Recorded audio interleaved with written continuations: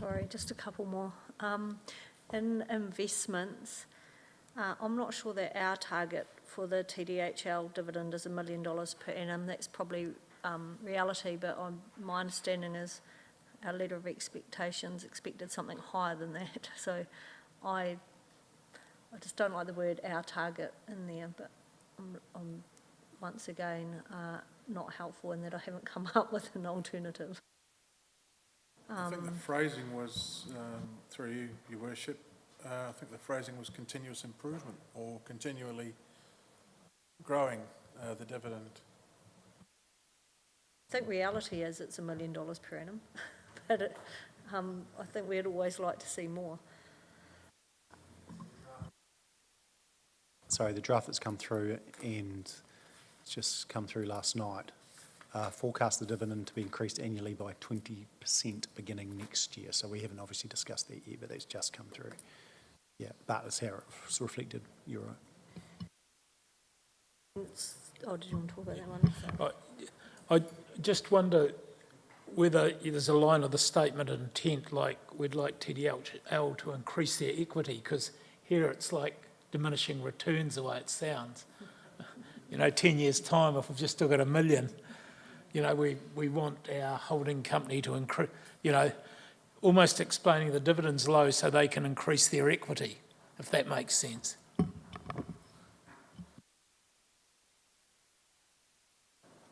So if I am hearing you right, you want to change the words "our target," so it's not about our target, but our letter of expectation is that they show 20% accrual or increase over time? Is that what we're looking at, or? I think actually you've got to be careful about being specific, and you just, it's an agreed through statement of intent or something along those lines. Yeah.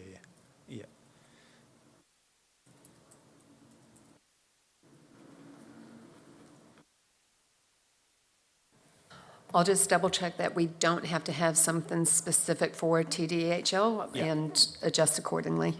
Yeah, cool. Sorry, the next one under property investments, that was just a rinse and repeat of last time, and we did nothing. My understanding is we're actually currently reviewing them at the moment, and if we are, I wonder if we should say that. And then I think my last one on the investments is our target return for cash investments is 1.1 to 1.5, but our assumptions are more like 6 or 7%. I wonder where I guess the strategy is a bit longer term than the assumptions, but they are miles apart. And especially when we've got in there as income representing $3.5 million based on those numbers. So the first one, property, that last one, the last sentence, we will be reviewing our property portfolio in the first 3 years. So that covers that first year of the 3 years, first 3 years of the, it probably should be first year, I think, of the LTP would be more specific. That would cover that. Sorry, the first one you raised around the property, it states the last one, we will be reviewing our property portfolio in the first 3 years of the LTP. We just probably need to say first year. In year one. Year one, yeah. Just through you, it will be the 3 years because there is a lot of property to look at. So we're going to bring it through as we find it to council. I look forward to it. I was just concerned we're making the same statement we made last time and have it on it. I think I have one more question, sorry, about civil defence somewhere, but I can't remember where that is. Oh, unplanned events, so on page 160.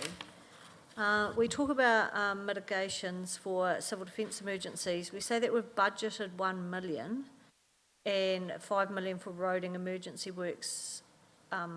So does that align with our emergency management fund that we have in the budget, and what's currently in that reserve fund? And I just wasn't sure those. No, I'm not sure if that lines up with the new budgets. Doesn't. We're getting a shake, so it's not there now. Okay. Yeah.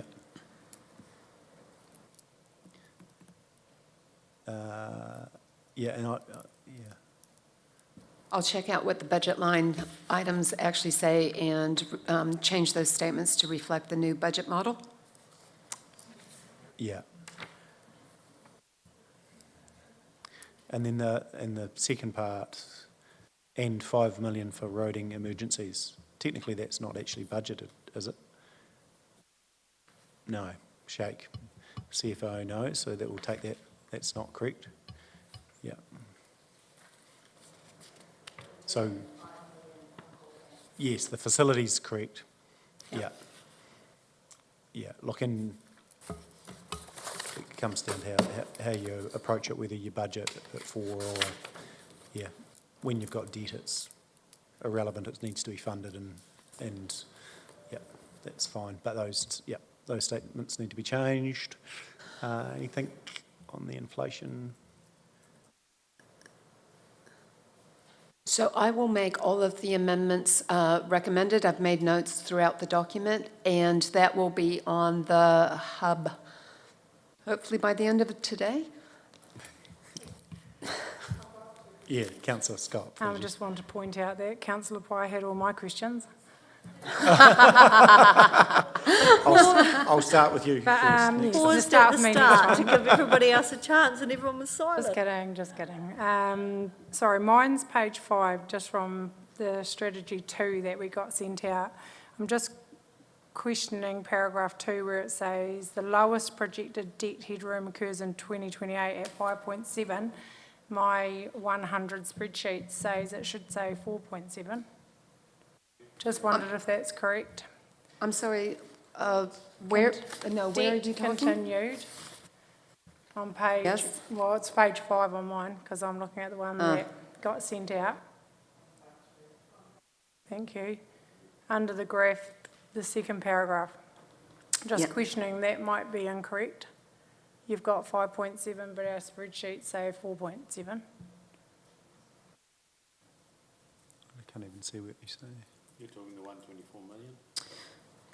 I'm talking to where it starts with by 2034, there will be 127 million of available debt capacity, that paragraph.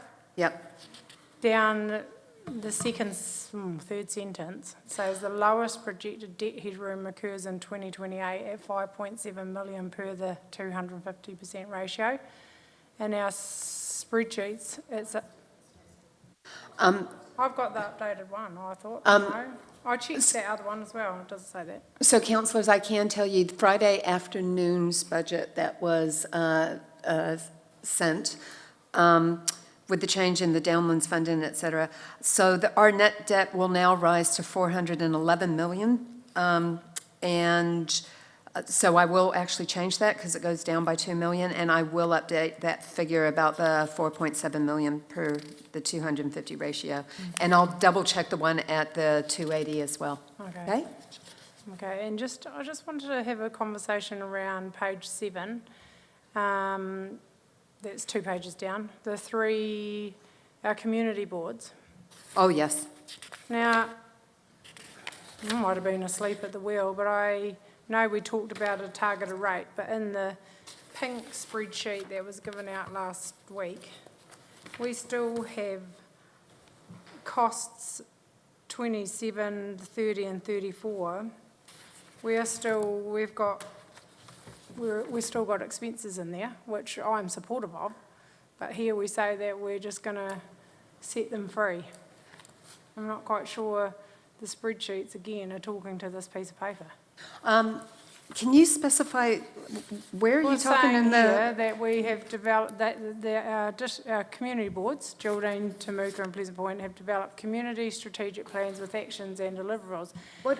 I'm What sorry, page where- again, What page are you Just on? 2 pages down from where I was. Oh, right, yes. These communities already have a targeted rate which will be increased to fund these strategic plans. Oh, Andrea, I think. So in response to that question, the reason that we've left them at this point in time, the $200,000 that were essentially set aside in the long-term plan for that, the question is if you divide $200,000 over 3 years, it's an additional $66,500 required from those communities. Now, if you like Pleasant Point, for example, their community board rate would go up to about $50 extra a year, based on the numbers that are in the community board. So essentially, that's a question that we need to raise with the individual community boards as to whether or not they're comfortable with that level of increase. Because in this spreadsheet, we still have it in there. It's actually It's in, not a targeted rate. no, in that spreadsheet, because that is where the budget is now. We haven't had the conversations with the community boards. We're going out next week to have that conversation with them. We have it in the draft consultation document as a potential that they will be considering that, because two things are under negotiation. The amount that they want, because we've budgeted for $200,000, because that was what was in their initial community plans, the strategic plans. That's currently loan funded according to this budget under infrastructure. We're proposing to take it out of that, so it's not a CapEx loan funding item, and it becomes just the targeted rate. Because as it stands now, the CapEx loan funding, it's just part of the general rates. So the community board will have this ability to specify what level they'll be comfortable with for a targeted rate.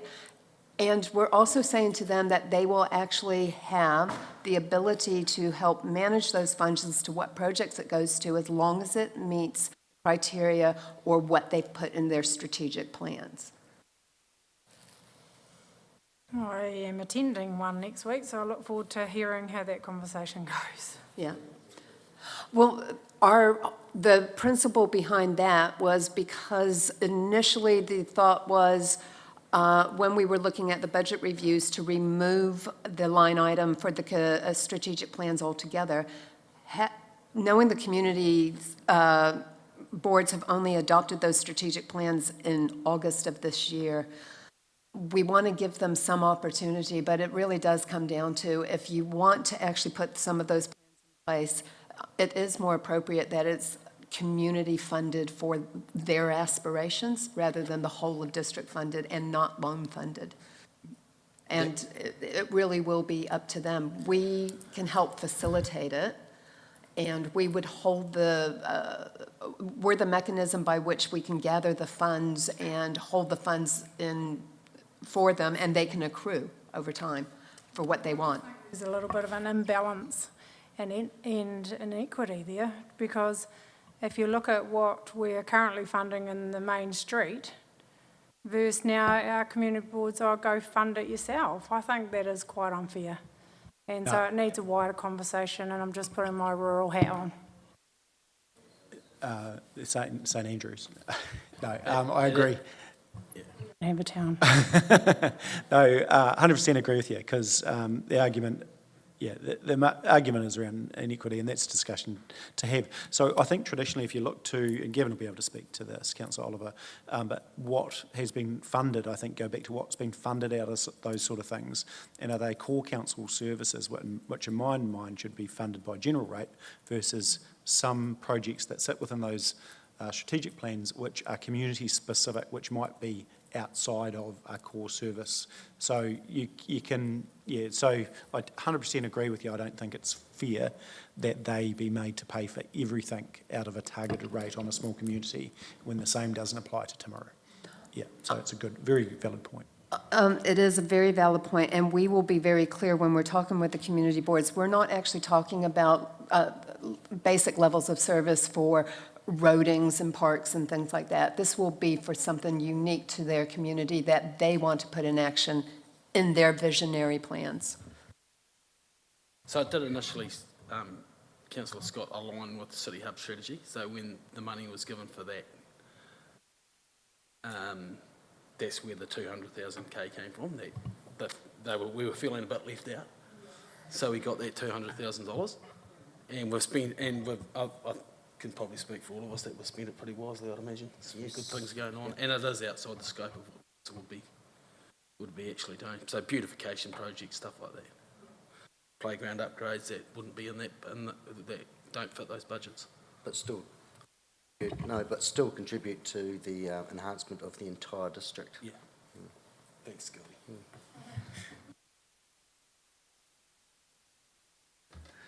Alrighty, sorry, Councillor Scott, did you have anything further? No? Perfect, awesome. Councillor Booth? General question, when are the actual, these budget costs actually updated with actuals? Sorry, could you speak? When are the budgeted numbers actually updated with actuals? Is this done after the annual report? Or and then those numbers extrapolated through and reflected in the rest of the budget going forward? Yeah, we don't have actuals until the next financial, so that's the So challenge. essentially what the first year of the LTP, so 2025 is based on the forecast as at last month. That was the last time the forecast was there, so the figures they're extrapolated from there. So if the forecast changes, then there is potential for movement in the LTP depending on what happens, yes. Actuals are then put in, and that would alter pretty much everything in the future as they are updated, the budgets are updated with actual numbers. It may or may not, depends on what the actual was used for, because it could be a one-off. So the stuff that is continuous, yes, that updates, but the stuff that is a one-off, we get an expense for something that is rather random, and we know that, then that won't flow through. We had our annual report last year that we had a deficit of 16 million, but really it was about 22 million in regards to cash. Was that number actually put into the long-term plan once it was audited, and then because that would instantly change all the numbers into the future as well? The annual report, those actuals are in the model.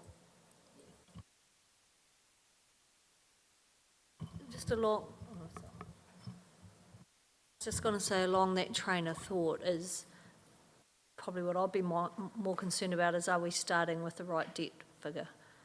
And have we projected that out, and are we confident where we'll land at the end of this year debt-wise is what we've got as our starting point in the long-term plan?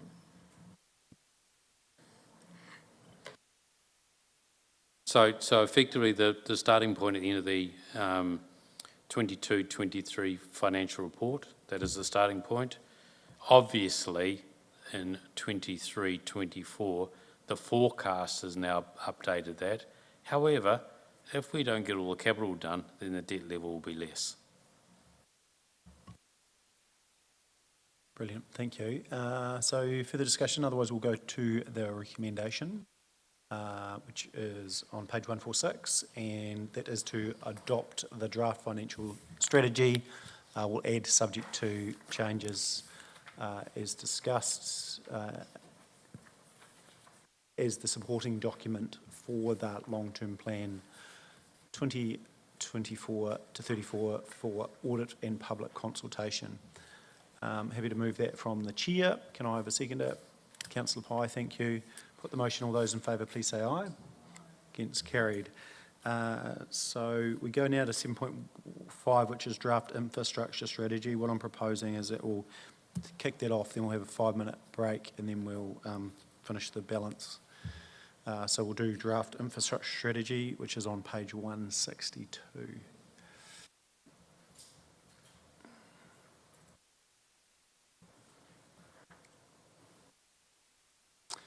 Sorry, apologies. Go for it, Vincy, thanks. Okay. So here we are presenting the 30-year plan based on the first 10 years, what's actually in the activity management plans and asset management plans and draft LTP budget.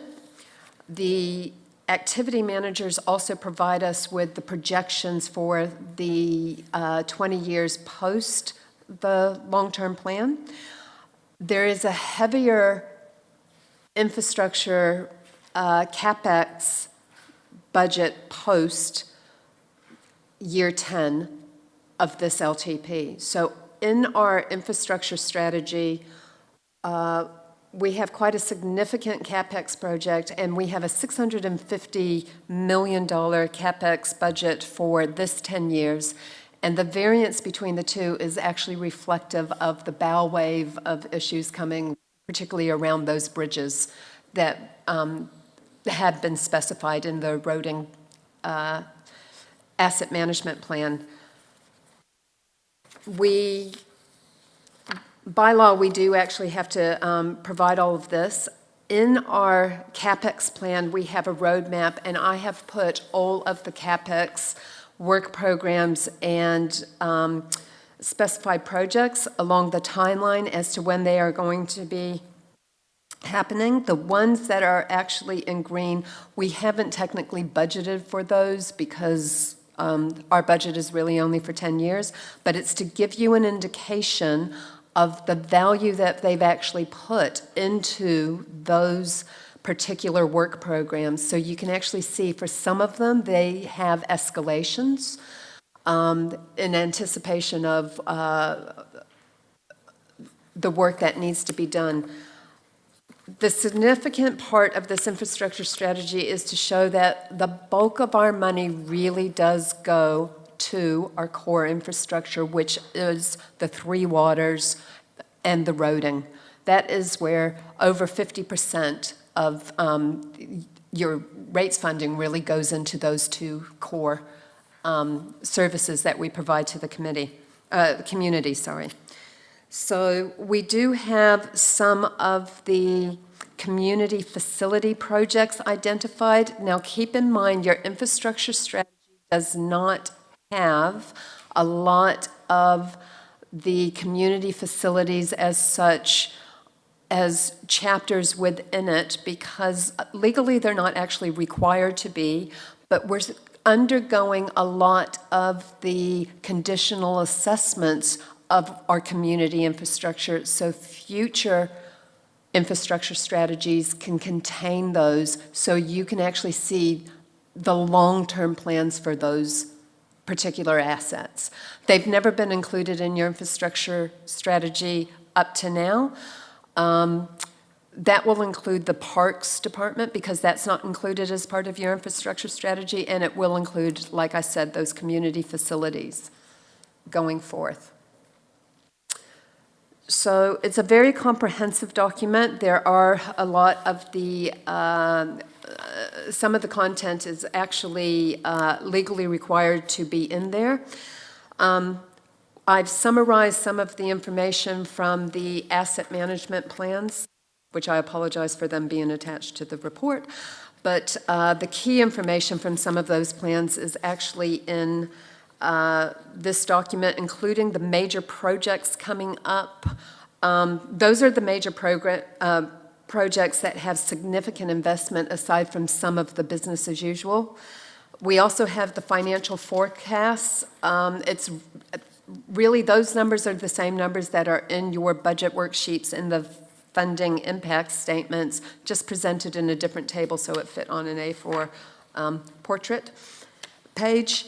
And we also have the graphs to show you whether or not the expenditure is attributed to growth, to levels of service, or to renewals. And it's very clear in this infrastructure strategy, the bulk of your spending is on renewals, which reflects the conditional assessments of a lot of your core infrastructure reaching near the end of its life, which is why the bulk of your investment has to go into replacing and renewing those assets.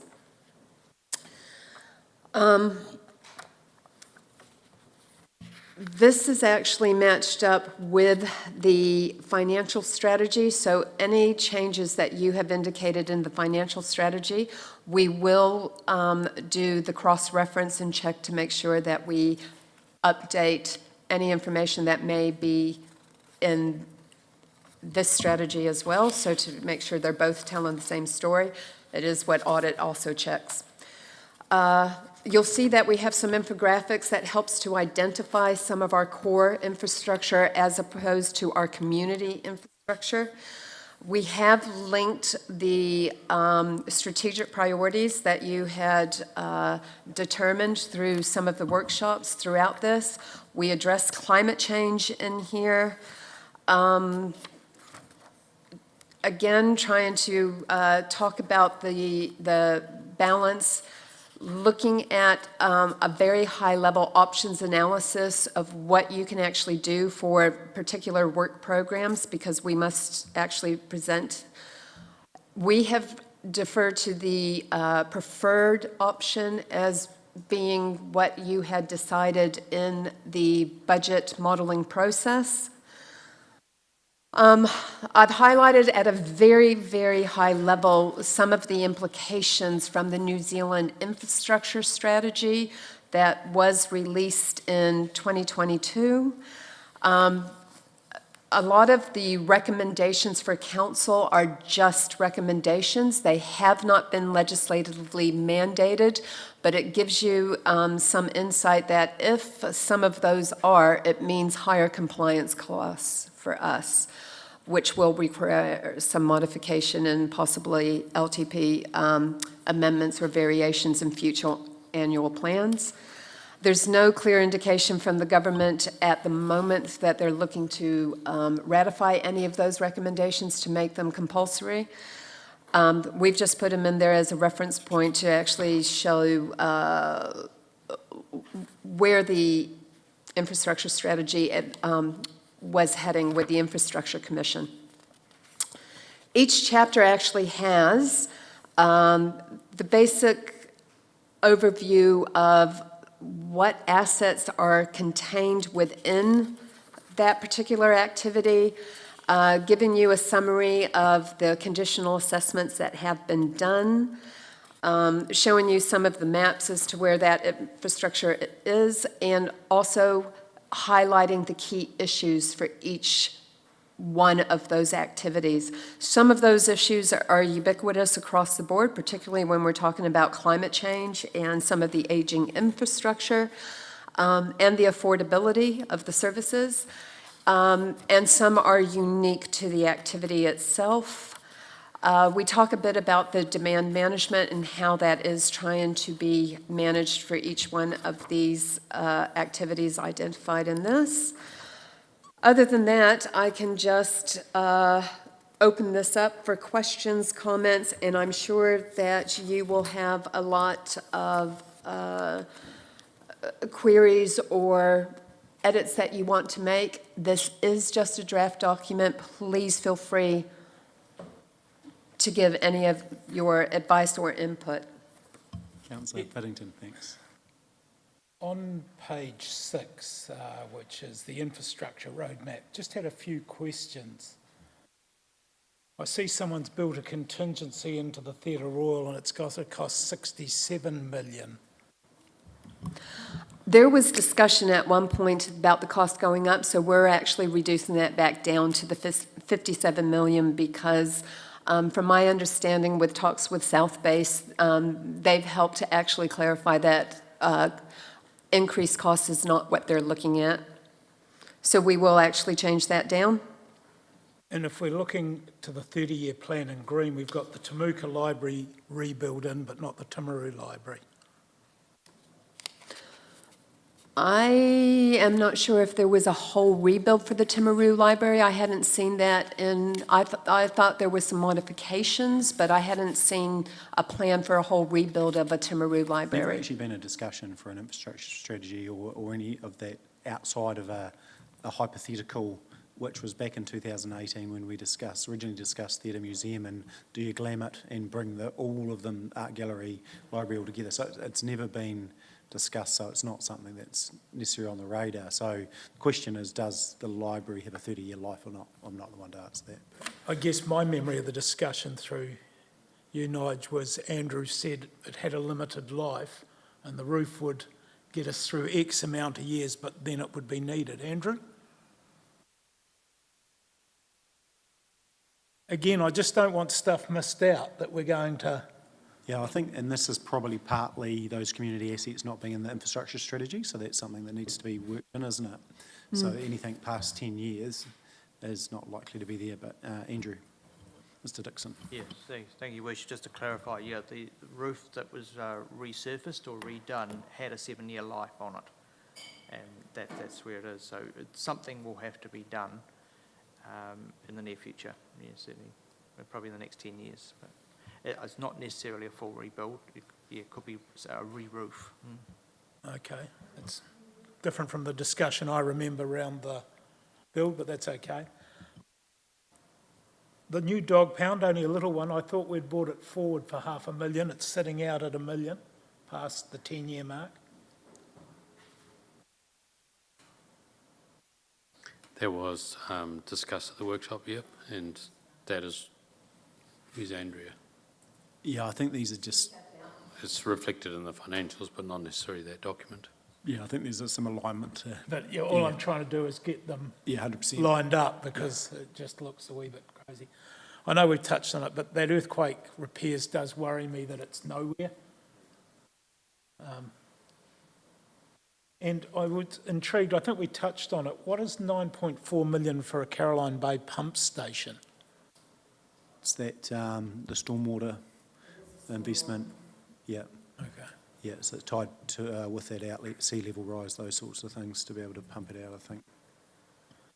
And I guess just a general conversation, a year ago we had the gold-plated water standard when we were fighting Three Waters, and all of a sudden we're in for tens of millions in replacements, so I'm struggling with that a bit.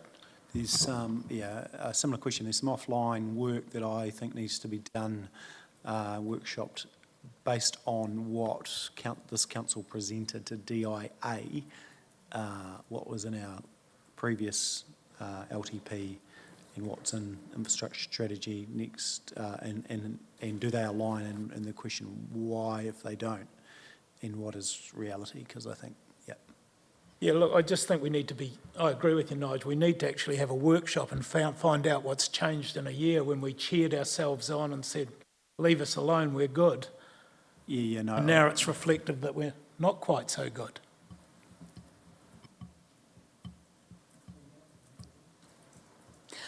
I can tell you that most of the figures in the green area for around the water renewals, the upgrades, et cetera, that came from their spreadsheet and workbook that they had been working to, which I think was the basis of the DIA information that they had sent. But with the budget review, I know that they had gone through and pruned some stuff out, and I think they pruned it out of the 10-year program and deferred it into the 20-year program, which may be reflected in these green figures. But as far as the assessment is to whether or not it's still needed at that level, I couldn't answer that for you. That would have to actually come from the water managers. Yeah, no, it's something, but there again, I guess the 10 years past, if we do our job correctly and we set the council up for the future, then past 2034, depreciation as an example should be at a higher level whereby some of that capital program is being funded through depreciation versus loan funding. So that's the challenge, is how you get there over the 10-year period, isn't it? So actually future investments can be self-funded versus continuously loan funded. But a point I 100% agree with. We just need to do some further work, and we'll schedule that at a point in time. We'll take that one offline. We might just write that down just as a separate action, actually. Rachel, could you record that? Thank you. Right, sorry, I've got myself sidetracked. Who wants to go? Councillor Scott. Right, sorry, I am going to make you page turn a little bit, so bear with. First comment on page 8, under new funding models, last paragraph, I think it should say philanthropists, not philanthropies. Just slight change in wording there. Page 9, setting the scene. I was a little bit confused at what town I lived in for a wee bit in that first paragraph. I wondered whether, I've never heard us described as a south central Canterbury region, and I wondered whether that should more say Central South Island, but just playing on words there. I was also just wondered if the figures just need to be reviewed. I'm not quite sure that they are accurate around our population base and people that live in our largest town, Timaru, at the moment. So just check those. I was also a bit concerned to see that there is no mention at all of Pleasant Point in that first paragraph. There are also a number of small villages. That's quite funny. Did no one else think that was funny? Oh, sorry, I did. So maybe we just need to add in Pleasant Point there. That would be good to see them mentioned in our first paragraph around setting the scene. Don't worry, I'm doing your job over here, by the way.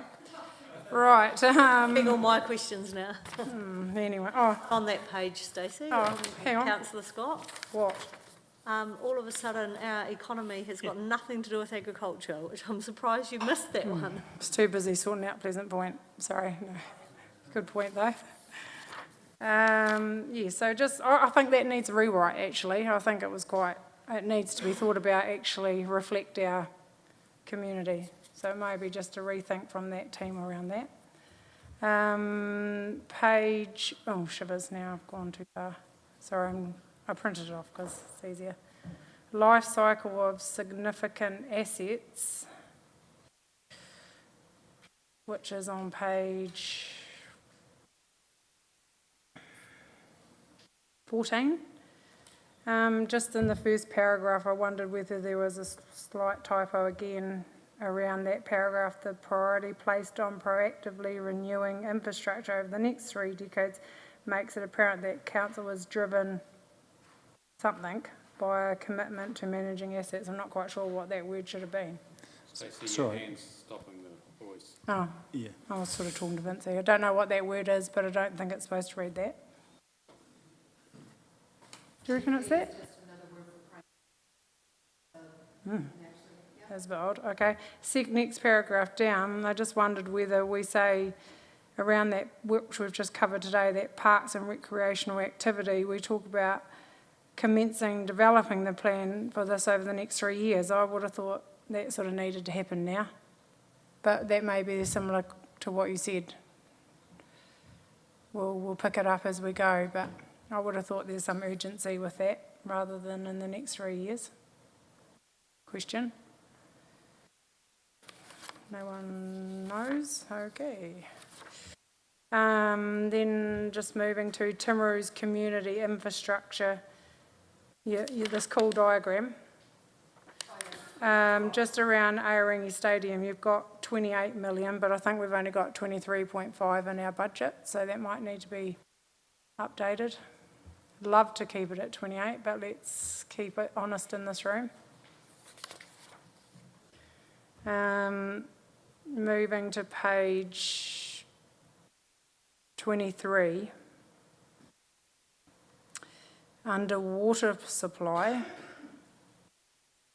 it says in that the last paragraph, last sentence, the development, this is just me with my rural hat on again, the development of a new water source and investment in additional storage and or further treatment upgrades may be required in the long run to become more resilient to climate change.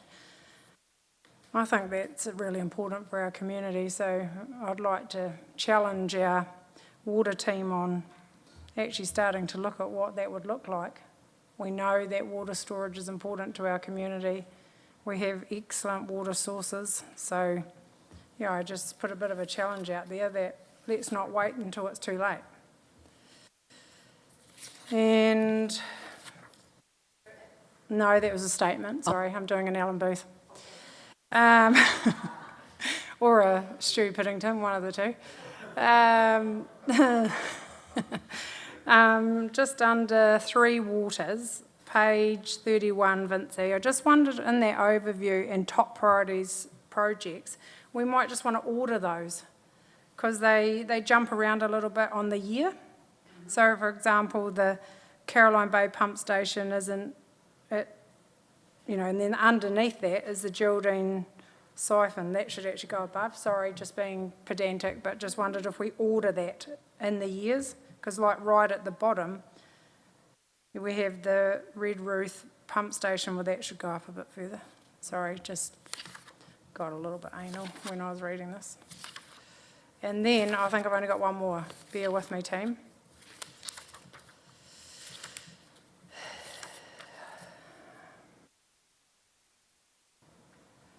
Oh, yeah, and just under key issues, what section is that?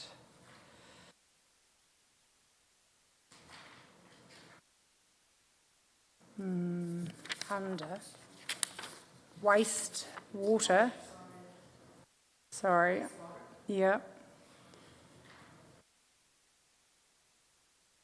I think it's a little bit of our bugbear, but this sentence sort of highlights it. It just says, council's consent compliance is also challenged by industries complying with trade waste agreements. A majority of businesses often discharge excessive amounts of trade waste into the industrial sewer main, jeopardising council's ocean outfall consent. We've had this conversation before. We need to start to penalise these people, otherwise our consent will be jeopardised. So I know it's in there, but we need to probably start being a little bit tougher on that. And just under our land transport, major projects for land transport, in this graph here we have city town paving replacement, and we have it over 2024 to 2026, and I just wondered if it is a 2-year project. Is it? It's a 2-year, yeah, we've done most of it, but there's still a little bit to do in the next financial year. Yeah.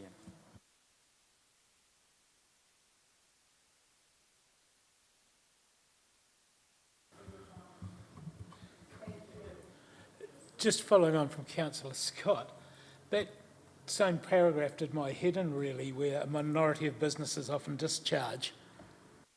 You'd be thinking, you're in charge, why are they doing that? And to put our hand up and say, well, we've been a bit don't care-ish.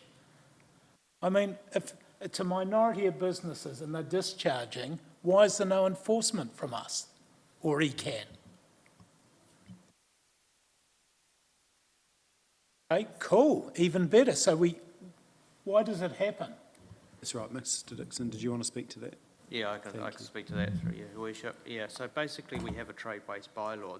It's not a lot of penalty or teeth in that. So the only option we've really got is to basically stop them from discharging. Now, that has major implications on employment and everything else. You're talking about some very large industries, and not only do they their own employment, but they also support many other industries around, including out of district. So it's a decision we have to make very carefully, but we Why have a don't we, process. but I mean, you're saying it's threatening our consent, yet we're happy to have it because they're kind of big business. Why don't we have reasonable penalties to encourage them not to do it and enforce it? Our trade waste agreement doesn't have any penalties in it, and that's something that we will look at reviewing. Rather than using a bylaw, we'll actually have a trade waste contract with these businesses, which will have financial penalties in it. That's what a lot of other councils do.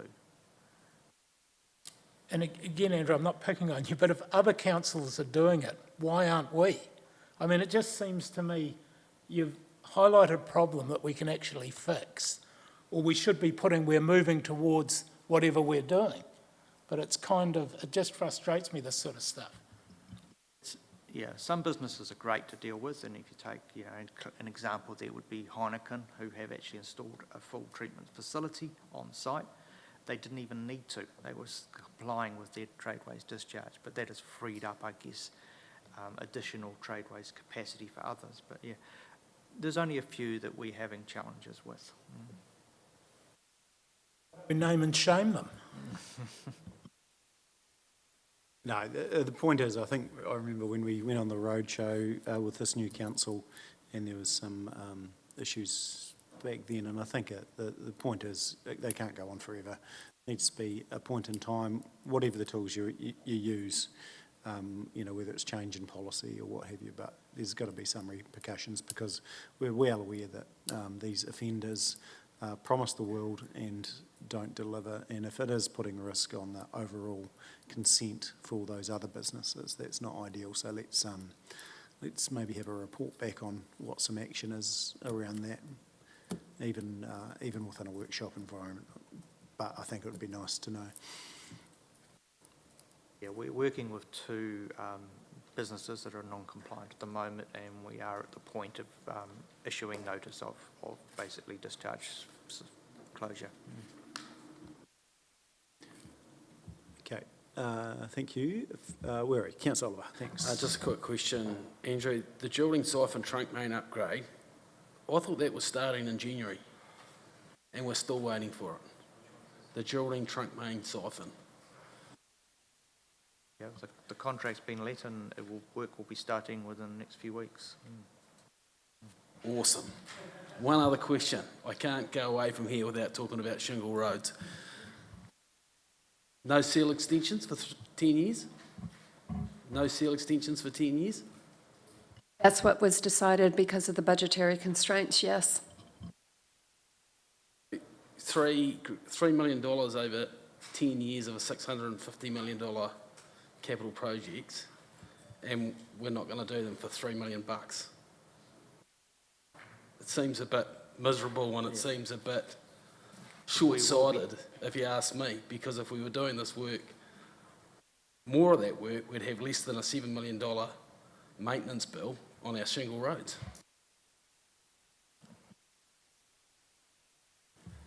Yeah, so obviously affects rural communities. That might be something that could be taken up by the Geraldine Community Board as a submission, as an example. Just there's some other ways.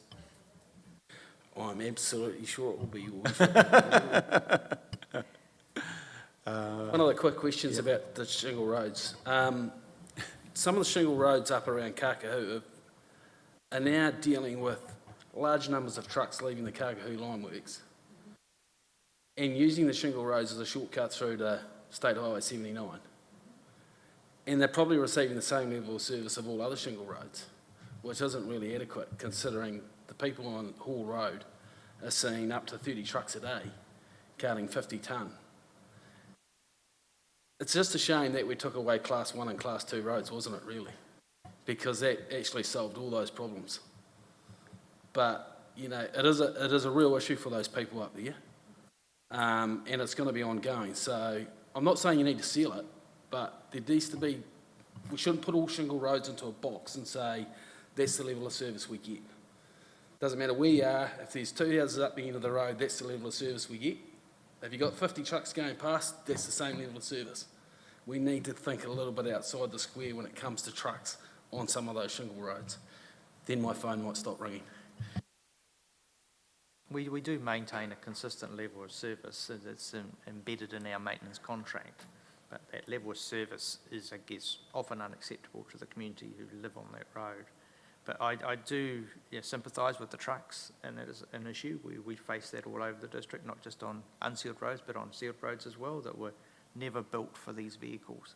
But you're right, the fact that they took away that Class 2 road, and in fact increased everything to at least a 50 tonne, it does make it challenging for us to maintain these roads. We can't restrict them apart from the HPMVs, which are route specific. We cannot stop these vehicles taking these roads. Right, we'll keep on track. Councillor Booth. You right? I was just going to comment, I mean, these people that start, like the forestry people start harvesting now, they should be contributing to the road maintenance if their trucks are wrecking the road. And even the line works or whoever it is. I mean, but it's a good example, if we were to seal those roads, we'd make a rod for our own back. So, Yeah, I agree. Look, we have talked about this, but it doesn't look like we've got a forestry differential coming through. I don't think that, well, I think, yeah, is it going to be, maybe it's an annual plan change, because we're looking to do the rating review in the first year, aren't we? So that's the opportunity. Yeah, because other councils have moved that. Yeah, that's right. We'll move that discussion once we've done the rating review. Okay, further on this? got quite a few wording kind of things that don't change the context of the document that I might just take up True. with you offline, if that's Perfect. all right. Really happy for you to send those through to me. Yeah, I'm not sure how I get them from the hub to you, though, is the issue, but I'll see.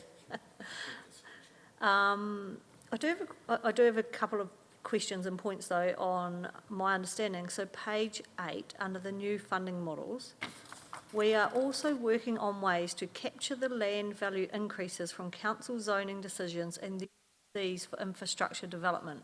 What does that mean? Like a pot of money to me, and I'm wondering where it is. No, I think that was in reference for potential development areas, looking at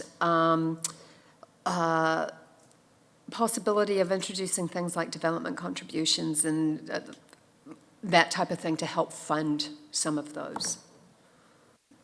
So a new funding model would really be a DC policy. You're going to have to bear with me as I try and Oh, flick please. through my notes and not ask you every one that I've got here.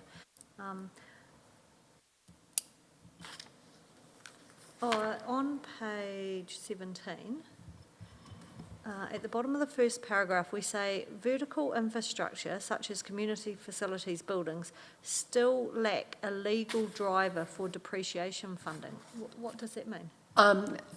You're not legally required to fund depreciation on buildings at all. Do we or don't we? No. Not current, but new asset will be the ones. Yeah. Is that because we don't think we'll replace them or something? No, it's a good question. It'll be around valuation, I would say. Yeah. It's a bigger question, would we depreciate community halls if there wouldn't be an intention to replace some of them? I think I think community halls would be quite different to a vertical building like this, because community halls are generally relatively old and they sit there for decades, untouched.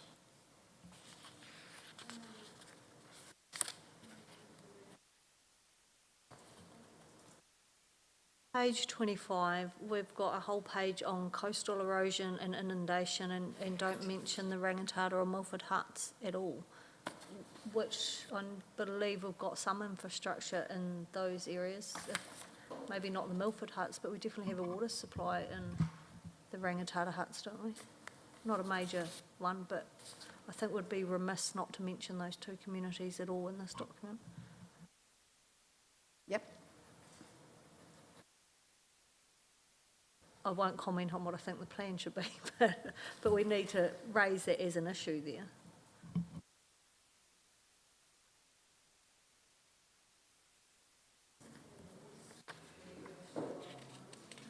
Well, Michelle finds the next one. On page 65 and 66, I know there's risks to council, but for footpaths we put risks include poor design, inferior materials, poor work quality, and poor reinstatement by third parties. So are we going to accept a design that's poor? Are we going to allow them to do that? I mean, to me that shouldn't be a risk. We should be managing that, yet we highlight it quite dramatically as though actually we let people design things badly. Just doesn't quite make sense to me. I would have thought that's something we just manage as day to day. So who's designing the poor footpath? You know, I thought it would have fallen with us. And same on the next one. Poorly designed and roads and footpaths. And on the bottom of page 66, where it says the lack of appropriate infrastructure for mobility alternatives, can we have a description of what they are? Because if I'm reading this, I've got, outside this room, no idea what a mobility alternative is.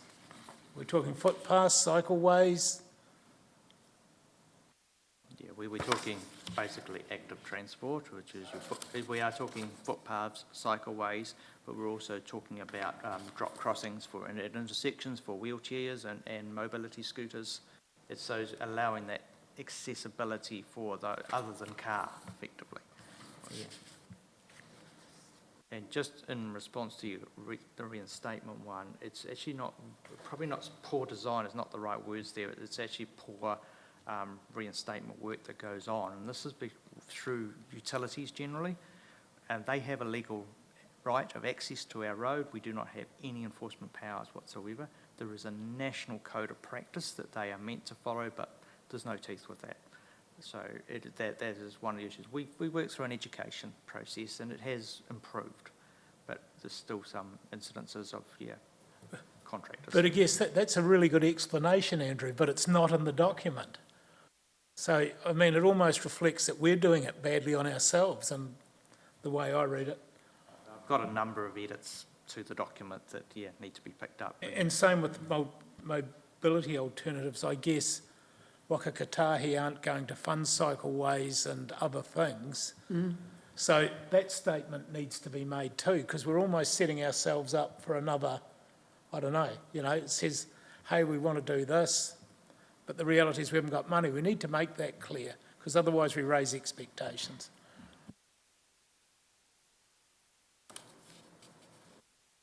I found my 4 pages, just to make it 4 quick points. On page 47, key issues, we make no mention of our smaller towns like Winchester and Paraora still being on septic tanks, and I cannot see how in 30 years' time, which is the life of this plan, there will not be a signal from either government or ECAN or someone that needs to be added to our wastewater. So I'm not sure if you want to add that in there. Totally agree with you, Councillor Pye, and it's one of the edits that I've noted in there. But we have a lot of townships that are urbanised, but on septic tank, you're right, it won't Thank you. Page 64. Which I'm just finding, sorry. I wondered in the top paragraph we talk about key issues for land transport, if we should actually mention, which we've talked about before, that the NZTA funding does not reflect the economic activity created in our... Talk about how that's creating issues, but the nub of the issue is the funding doesn't reflect that economic activity, and I think we should put that in there as a statement. Yeah, yep. Page 68. We talk about road improvements and road to zero. Because we've had a change of government, that some of the rhetoric is they don't support the road to zero, will we still do all of this stuff if that road to zero program is removed, or will it affect funding, or how will that? I know it's a wee bit of we don't know what we don't know, but I think the answer to that is you're looking back 30 years, these programs have come and gone. Now, they have different names, but the intention is we are still one of the worst countries in the world when it comes to road fatalities and serious injuries. So, I think something will need to be done. It will fluctuate with government priorities. They have affordability issues just like we do. So.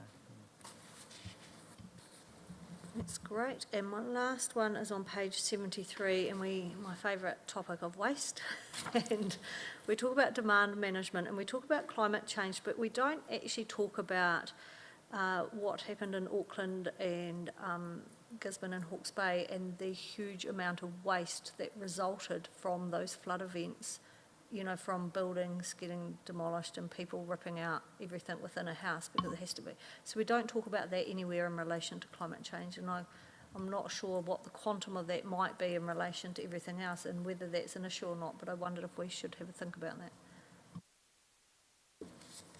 Yeah, certainly point noted, and it is an issue I have discussed that yesterday, actually, had that conversation. Yeah. My last question on that, where did we get to on page 68? We've got cycleways implementation, which kind of infers we're going to do more and we're going to spend $500,000 a year annually on that. Is that still the case? Yes, it's in your budget. It was reduced, though. It was reduced by half.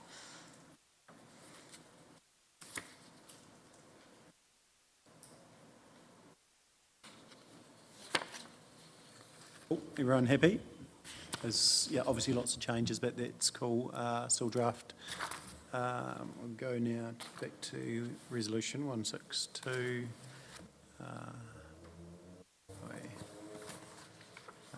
And it's just that you would adopt it with revisions made. Yeah, perfect. So can I have a mover? Councillor Jackson. Councillor Booth, happy to second it. Any further discussion, debate?